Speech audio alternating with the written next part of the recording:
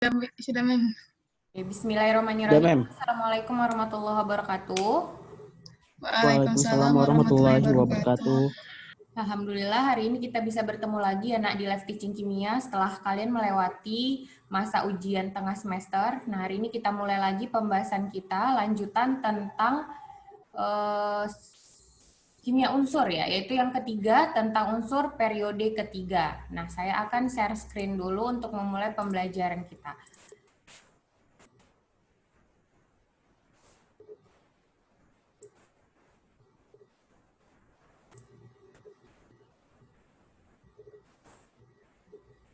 Sudah terlihat ya slide-nya ya, Nak ya? Sudah, Mem. Ya, hari ini pembahasan kita tentang unsur-unsur periode ketiga. Nah, adapun indikator pembelajaran yang harus tercapai pada pembelajaran kali ini yaitu yang pertama,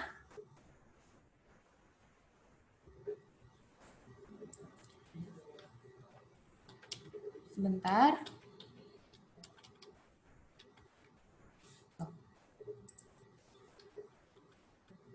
Nah, yang pertama adalah siswa dapat menjelaskan sifat fisik dan sifat kimia dari unsur-unsur periode ketiga. Yang kedua, siswa dapat menjelaskan manfaat dan proses pembuatan unsur-unsur periode ketiga. Nah, ini adalah pembahasan kita yang ketiga ya, Nak. Setelah kemarin kita bahas tentang gas mulia dan halogen, kemudian alkali dan alkali tanah. Nah, kenapa unsur periode ketiga ini digabungkan dalam satu periode? Alasannya karena mereka memiliki jumlah kulit terakhir yang sama atau nomor kulit terakhir yang sama, di mana unsur Na, Mg, Al, Si, P, SCl, dan Ar ini sama-sama berakhir di nomor kulit ketiga, sehingga dia digolongkan dengan unsur periode ketiga. Anggotanya ada ini. Nah, di mana ini kecenderungannya sama ya, seperti kalian sudah bahas, di kelas 1 juga sudah bahas. Kalau dulu tuh saya singkat, dia ada lora dan piano, kalau kalian masih ingat. Itu penyingkatan tentang jari-jari, kemudian ada elektron energi ionisasi, kemudian sifat-sifat ini. Itu ada di penyingkatan itu, lebih mudah kalian. Nah, sekarang kita lihat aja, jari-jari atomnya yang paling besar itu adalah Na, dan yang paling kecil adalah Ar. Artinya dari kiri ke kanan, itu jari-jari atomnya akan semakin kecil. Kemudian energi ionisasi, Ar itu terbesar, Na terkecil. Alasannya kenapa? Karena Ar merupakan golongan gas mulia. Golongan gas mulia adalah golongan yang stabil. Golongan yang stabil sangat sulit untuk melepas dan menerima elektron, sehingga energi ionisasinya juga sangat besar. Na merupakan reduktor atau oksidator yang kuat. Oksidator ya, reduktor ya nak ya, udah ada situ tulisannya. Na merupakan unsur reduktor terkuat sehingga energi ionisasinya kecil atau dia semakin mudah untuk melepas yang namanya elektron. Nah, kalau Cl itu dia adalah oksidator kuat. Nah, seperti yang kita pelajari kemarin, golongan halogen merupakan golongan oksidator yang kuat. Nah, ini kemudian sifat asamnya, ke sifat asam aja. Ke titik leleh dan titik didih dulu. Si, titik leleh dan titik didihnya tertinggi. Karena apa? Karena Si, silikon, merupakan jenis metal. Metaloid. Atau dia antara logam dan non-logam. Sehingga titik didih dan titik lelehnya itu sangat tinggi. Kemudian titik didih dan titik leleh terendah itu adalah golongan gas mulia. Nah, kemudian kalau sifat asam,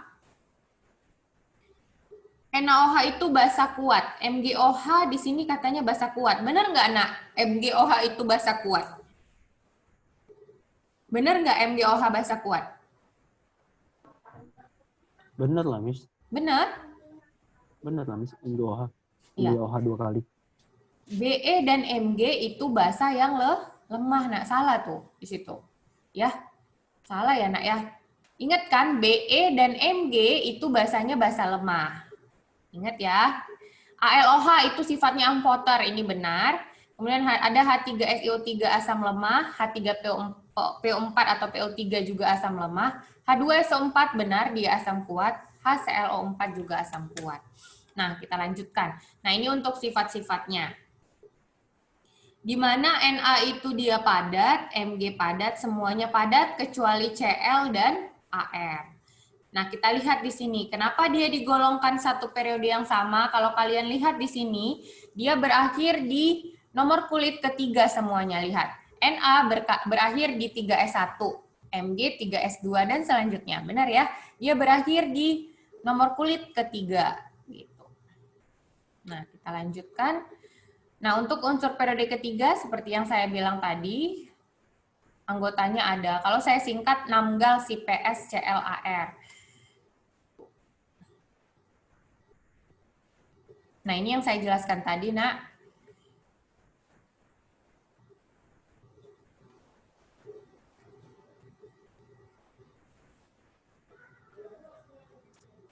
Nah, kita lanjut ke reaksi kekuatan sebagai reduktor dan oksidator. Nah, kekuatannya semakin bertambah dari kanan ke kiri.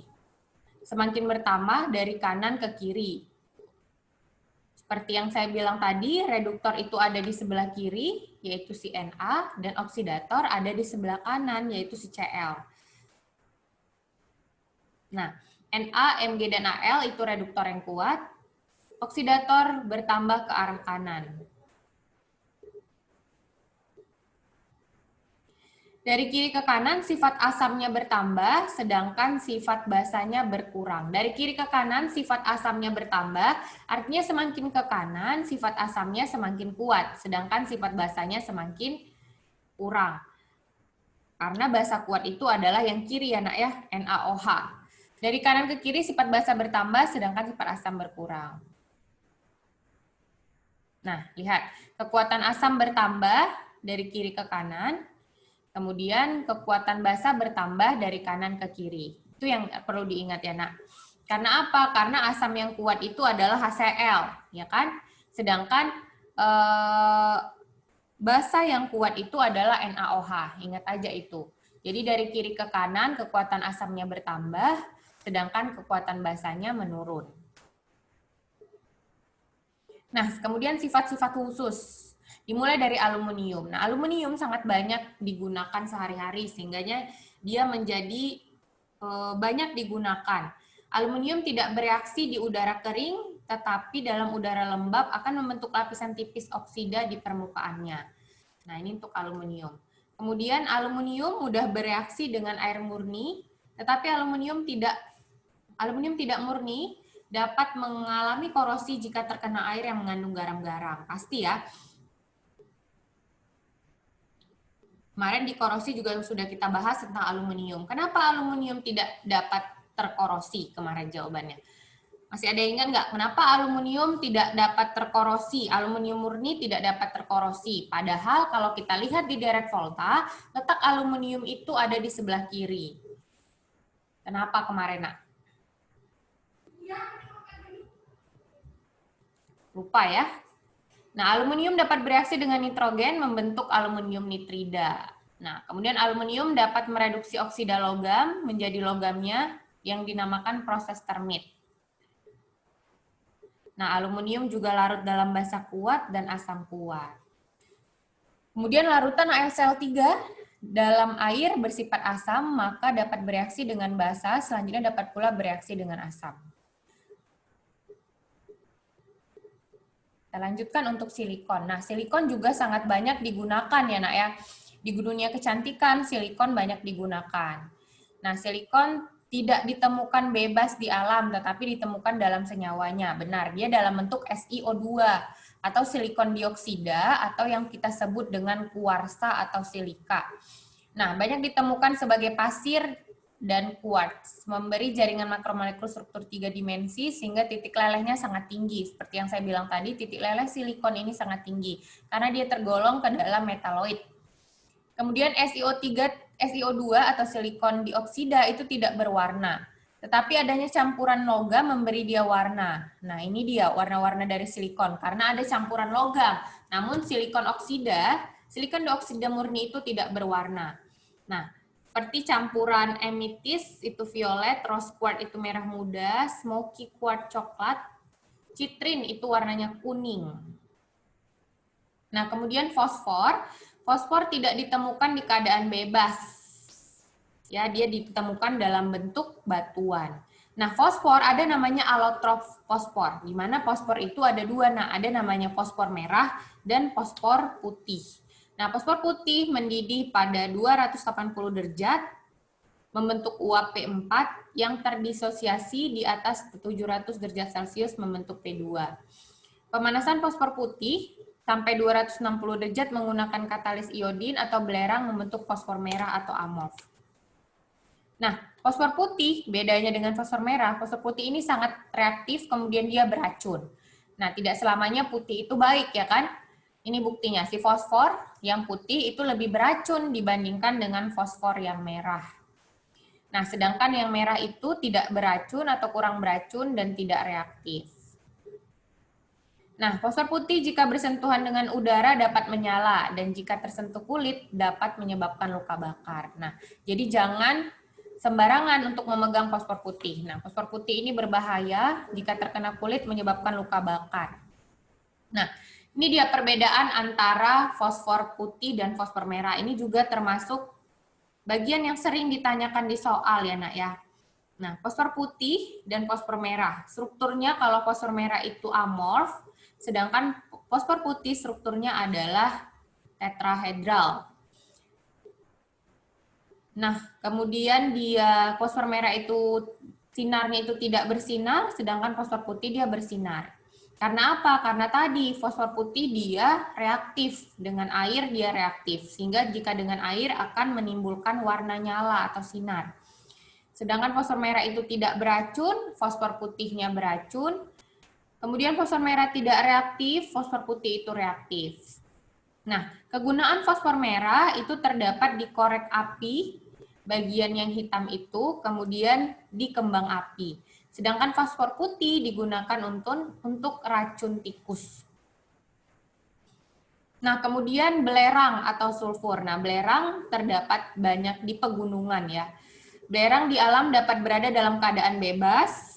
Dalam bentuk apa? Bebasnya itu dalam bentuk unsur S8 atau bentuknya unsur poliatomik.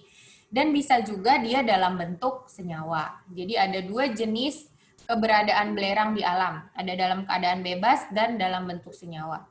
Nah, belerang mempunyai alotrof juga seperti pada fosfor. Kalau alotrof dari belerang namanya alotrof rhombis dan monoklin. Ada dua alotrof dari belerang, yaitu rhombis dan monoklin. Nah, pada temperatur kamar yang stabil, belerang membentuk rhombis yang mempunyai rumus molekul S8, seperti yang saya bilang. Belerang itu pada suhu kamar, dia stabilnya dalam bentuk S8 atau terbentuk rhombis S8.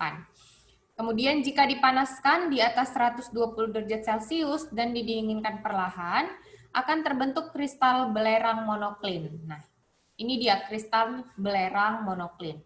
Bentuk rhombis itu seperti ini, Nak. Bentuknya seperti kristal, tapi dia ukurannya besar ya.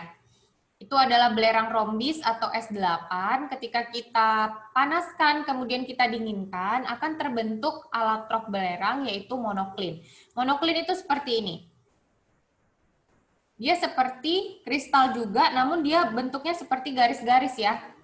Seperti benang-benang halus, itu adalah monoklin. Inilah bedanya alotrof rhombis dan alotrof monoklin. Jadi sebenarnya dia satu, tapi ketika rhombis kita panaskan, kemudian kita dinginkan secara perlahan, dia akan membentuk alotrof monoklin.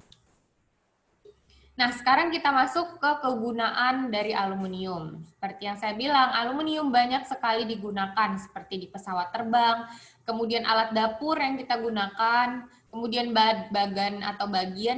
bagian dari mobil, kemudian tutup kaleng juga dari aluminium. Nah, aluminium juga konduktor listrik yang baik dan dibuat untuk membuat kawat listrik. Nah, aliasi, apa itu aliase atau alloy? Aliase atau aliasi ini adalah campuran beberapa logam. Campuran beberapa logam akan membentuk sifat baru yang lebih kuat dari logam asalnya. Nah, seperti duralumin, magnesium, kemudian alnico. Nah, itu semuanya adalah jenis aliasi dari aluminium. Jadi di dalam duralumin, magnesium, dan alnico ini ada campuran aluminium di dalamnya. Nah, aliasi ini membentuk sifat yang lebih tahan panas, tahan karat, kemudian lebih kuat sifatnya dibandingkan penyusunnya atau aluminium itu sendiri. Nah, kemudian alum atau tawas, KAlSO4 2 kali digunakan untuk menggenapkan kotoran pada pembersih air. Nah, ini tawas ya nak ya, tawas juga banyak digunakan di kehidupan kita. Rumus kimia tawas atau alum itu adalah kalium, aluminium, sulfat. KAlSO4. Ingat ya, itu rumus kimia dari tawas. Digunakan untuk membersihkan air. Nah, ini juga banyak di lab kimia juga ada, namanya zeolit. Zeolit juga banyak digunakan untuk pembersih air atau bisa juga kita gunakan untuk melunakkan air sadah. Kita sudah bahas tentang air sadah di golongan alkali tanah ya. Masih ingat nggak apa tuh air sadah atau air yang air sadah? Masih ingat nggak air sadah? Kemarin, seminggu lalu kita bahas. Eca, Cherry, Amri. Masih ingat nggak? Rahmi, Sarah. Masih ingat apa itu air sadah, nak? Nah, jadi zeolit atau pemutih, ini rumus kimianya, dia digunakan untuk melunakkan air sadah. Ayo, apa itu air sadah kemarin? Lupa semua. Ayo satu orang agar kita lanjut. Silakan Aulia. Cherry, Eca, tidak ada yang ingat satupun. Sarah, ada nak? Mana nih semuanya? Saya, Bu. Siapa tuh? Rahmi, Bu. Rahmi, silakan. Apa tuh air sadah? Air sadah itu, Bu, air yang mempunyai mineral yang tinggi ya, Bu? Air yang mengandung mineral yang tinggi. Oke, mineralnya apa?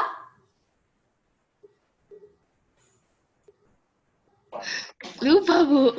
Iya, air sadah adalah air yang mengandung mineral yang tinggi, benar. Mineralnya itu adalah golongan alkali tanah. Golongan alkali tanahnya yaitu ion Ca dan ion Mg. Aduh, masa lupa kalian? Baru seminggu lalu ya. Di bantai UTS ya lupa semuanya. Berarti harus kalian ulang-ulang lagi. Kemudian ini juga yang paling sering ditanyakan di soal adalah prinsip pembuatan atau pengolahan dari aluminium. Aluminium sendiri didapatkan dari proses yang namanya Hult-Héroult. Nah, proses Hult-Héroult ini adalah proses pemurnian bauksit atau Al2O3, aluminium oksida, menjadi aluminium murni. Namanya prosesnya adalah Hult-Héroult. Kemudian kita lanjut untuk fosfor. Nah, fosfor banyak di kehidupan kita gunakan di kehidupan sehari-hari. Contohnya untuk metabolisme tumbuhan dan binatang. Nah, kurang lebih 60% tulang dan gigi kita rata-rata mengandung 3,5 kalsium fosfat dalam tubuhnya. Kemudian batuan fosfat digunakan sebagai bahan baku pembuatan pupuk fosfat. Nah, kemudian fosforus juga digunakan untuk kembang api. Pada saat terbakar di udara, fosfor dapat memberikan awan yang bercahaya putih. Nah, jadi warna nyala fosfor yaitu putih dimanfaatkan untuk membuat kembang api. Nah, prinsip pembuatan fosfor dinamakan prosesnya adalah proses Wohler. Ingat nak, fosfor dibuat menggunakan proses yang namanya proses Wohler. Nah, proses Wohler digunakan untuk membuat fosfor putih. Nah, yang pertama reaksinya itu adalah reaksi dalam tanur listrik. Itu reaksinya. Kemudian reaksi reduksi sehingga dihasilkanlah fosfor dalam bentuk molekul poliatomik yaitu P4. Nah, lihat. Kalau tadi aluminium nama prosesnya adalah Hult-Héroult, kalau fosfor nama prosesnya adalah Wohler. Nah, sekarang di belerang. Belerang digunakan yang paling banyak itu untuk asam sulfat. Seperti yang kita tahu, asam sulfat banyak digunakan untuk pupuk, kemudian di lab juga banyak digunakan. Nah, asam sulfat digunakan dalam refining minyak bumi, kemudian industri baja, aki, reaksi-reaksi kimia di laboratorium, kemudian digunakan juga untuk industri cat, kemudian bisa membuat plastik, dan dia juga digunakan dengan zat-zat yang mudah meledak. Nah, seperti yang saya kemarin praktikum, kita praktikum reaksi redoks menggunakan asam sulfat pekat. Jadi asam sulfat pekat jika kita campurkan dengan alkohol dan KMNO4 akan membentuk ledakan. Nah, kemudian asam sulfat juga digunakan di obat-obatan, beberapa obat-obatan. Nah, inilah dia. Untuk pupuk ZA itu juga amonium sulfat. Kemudian bahan baku tinta. Nah, bahan baku tinta kita gunakan besi 2 sulfat, kemudian heptahidrat. Itu adalah bahan baku dari tinta. Pupuk ZA itu amonium sulfat. Nah, ini juga yang sering ditanya ya. Nah, yang sering ditanya itu biasanya ini. Misalnya fungsi dari amonium sulfat sebagai apa? Kemudian fungsi dari besi sulfat itu untuk apa? Bahan baku tinta. Itu juga harus kalian ingat. Nah, kalau tadi proses pembuatan aluminium adalah Hall Herold, kalau fosfor itu adalah Wohler, sedangkan kalau proses pembuatan untuk menghasilkan yang namanya belerang, namanya adalah proses Fras. Nah, proses Fras ini proses Fras dan proses Sisilia. Jadi ada 2 proses yang bisa dilakukan untuk menghasilkan belerang murni. Yang pertama adalah proses Fras. Jadi proses Fras itu pertama belerang dicairkan dan dialiri air bersuhu sangat tinggi 1600 derajat dan tekanannya 16 atm. Kemudian belerang cair dikeluarkan dan dipompa di udara bertekanan 20 sampai 25 atm. Kemudian belerang cair kemudian dibiarkan membeku menjadi belerang padat. Nah, itulah untuk proses Fras. Sedangkan untuk proses Sisilia, yang pertama, mineral yang mengandung belerang dipanaskan, kemudian belerang kemudian dimurnikan dengan cara sublimasi. Kita lanjut untuk kegunaan silikon. Nah, silikon banyak digunakan di dunia kecantikan dan di dunia elektronika, di mana silikon digunakan seperti mikrokomputer dan kalkulator. Silikon sangat murni digunakan untuk membuat chip komputer. Jadi silikon yang sangat murni digunakan untuk membuat chip komputer yang sangat kecil, seperti gambar di samping ini.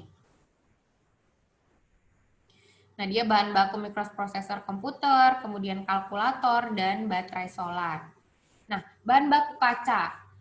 Bahan baku kaca juga kemudian tanah liat dan semen. Jadi silikon oksida itu digunakan untuk bahan baku kaca, tanah liat, semen. Kemudian natrium tiosulfat itu digunakan untuk membuat sabun, ya. Natrium tiosulfat digunakan untuk membuat sabun atau Na2SiO3.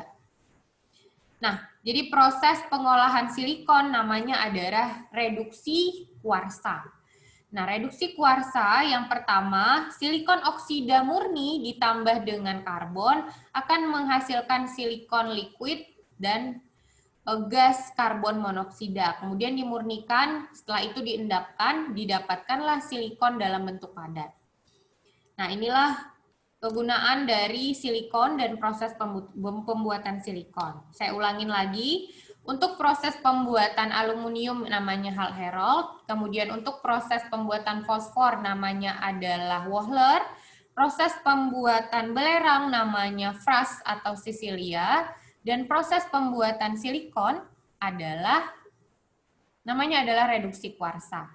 Nah, itu yang sering ditanyakan kalau di soal UN biasanya. Namun kalau di soal SBMPTN atau UTBK, biasanya yang mereka tanyakan adalah tentang sifat-sifatnya.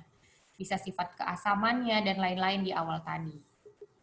Nah, pembahasan kita sudah selesai tentang unsur-unsur periode ketiga. Sebelum saya tutup, apakah ada yang ingin ditanyakan, Nak? Sebelum saya tutup, apakah ada yang ingin ditanyakan? Silakan.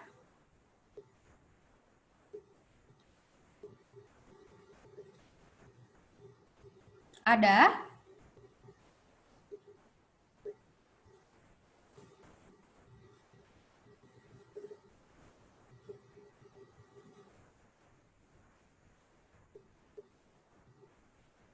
Tidak ada? Kalau gitu saya tutup. Besok kita akan bahas tentang unsur-unsur periode keempat. Nah, unsur-unsur periode keempat itu merupakan bagian yang sangat penting. Dia termasuk logam transisi. Endingnya nanti kita akan bahas tentang senyawa kompleks. Nah, senyawa kompleks dia termasuk kompleks ya, di mana kita namain, senyawanya kita namain, kemudian kita cari bentuk molekulnya, kemudian kita cari hibridisasi dan sifat kemagnetannya. Jadi besok, saya harap ada pertanyaan, tidak seperti hari ini, semuanya diam. Ya, ada pertanyaan dan lebih aktif lagi di forum kita. Pembelajaran kita hanya 25 menit, jadi saya harap kalian bertanya di akhir pembahasan saya. Nah, saya akhiri dengan Assalamualaikum warahmatullahi wabarakatuh. Waalaikumsalam warahmatullahi wabarakatuh. Thank you, Miss.